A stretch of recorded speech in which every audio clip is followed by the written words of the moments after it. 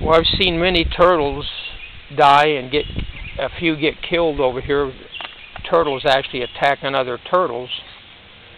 But this was kind of rare and different. I've seen this turtle shell laying here. It's probably been here so many days or weeks.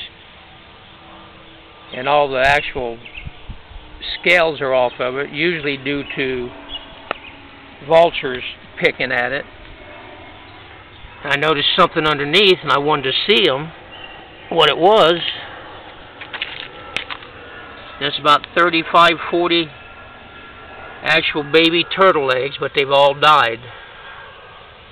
And that's how they are inside of the mother, just all around in a complete circle. First time I've ever seen this.